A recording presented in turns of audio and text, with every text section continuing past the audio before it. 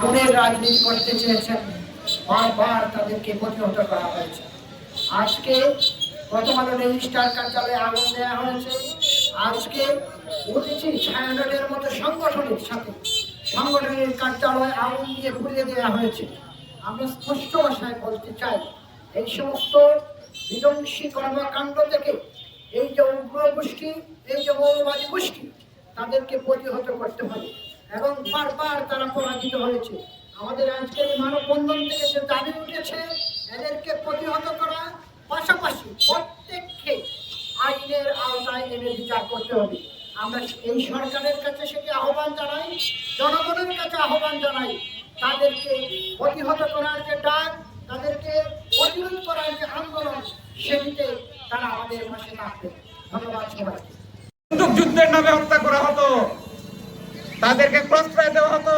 কক্সবাজার থেকে বলেছিলেন যে আব্বু তুমি কান্না করতেছো যে সেই একই কায়দায় এদেশের মানুষকে হত্যা করা হচ্ছে, দীপুকে হত্যা করা হচ্ছে, বিএনপি জাতীয়বাদী দলের এক শিশুকে হত্যা করা হচ্ছে, টেকনাফ থেকে তেতুলিয়া একই আর্তনাদ আমরা শুনছি। তাদেরকে বিচার করতে হবে, এই কান্না বন্ধ করতে হবে।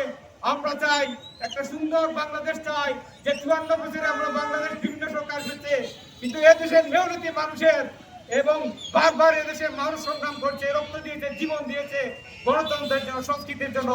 আমরা এই বাংলাদেশ দেখতে চাই না। আমি আবারও বলবো যে উঠেছি শিল্পীর উপর যারাই হামলা করেছে তাদেরকে অবিলম্বে গ্রেফতার করা হোক। শিল্প সংস্কৃতি হচ্ছে একটি দেশের পরিচয়।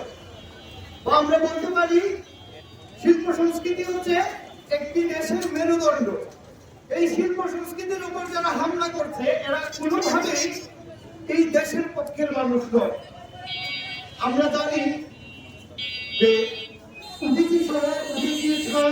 তারপরে গণমাধ্যমে এই যে জ্বালাও পোড়াও যে অবস্থা বর্তমান পরিস্থিতিতে শুরু হয়েছে, সেটা কোনোভাবেই বাংলাদেশের পক্ষের মানুষজন করছে না। এদেরকে চিহ্নিত করতে হবে এবং এদের দ্রুত আইনের আওতায় আনতে হবে।